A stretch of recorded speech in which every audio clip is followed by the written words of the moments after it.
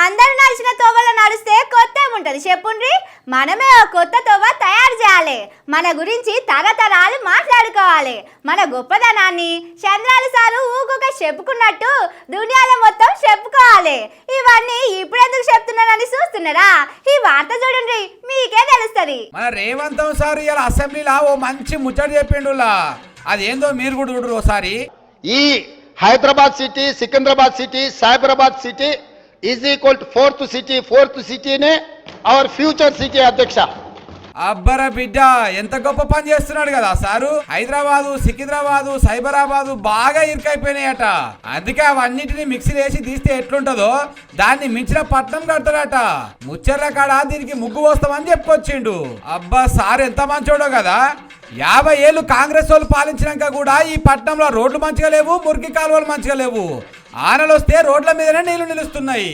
ఇక కొత్త పట్టణం కడితే మంచిగానే ఉంటది కానీ సారు, అప్పట్లో మీ గురువు చంద్రాల్ సార్ కూడా హైటెక్ సిటీని నేనే పునాది చేస్తా అని చెప్పుకున్నాడు. ఆ పేరుతోని దాని చుట్టుపక్కల ఉన్న భూములు, గుట్టలు, అడవులు, కుట్టలు అన్ని అలా కులపోలకు అప్పచెప్పిండని అందరు అంటుంటారు. శనివారం అంగట్లో అగ్గోకే అరేకమాలు అమ్మినట్టు హైదరాబాద్ లో ఉన్న భూములన్నీ అలా కులపోల సదుగలేసిండు అని చెప్తుంటారు. ఇక వాళ్ళు దాని మీద రియల్ ఎస్టేట్ దందా చేసి మస్తు కమాయించారు అనే పేరున్నది. మీరు కూడా కొత్తగా పట్నం కడతారంటుంటే అందరికి చంద్రాల్ సారే అదికొస్తున్నాడట. కానీ మీరు అట్లా ఏరనుకోరి. చంద్రాల్ సారు మీ గురువు అని సారోల కులపోలకో మీ కులపోలకో మీరు భూములు రాసియరు, అగ్వసగ్వకో అప్పచెప్పరు. మాకు తెలుసు సారు, మీరు చాలా మంచోళ్ళు. మీకు భూములు కావాలంటే గోపన్ పెళ్లి కాడ కొనుక్కున్నట్టు పైసలు పెట్టి కొనుక్కుంటారు. వేరేటోళ్ళని కూడా అట్లనే కొనుక్కోమని చెప్తారు.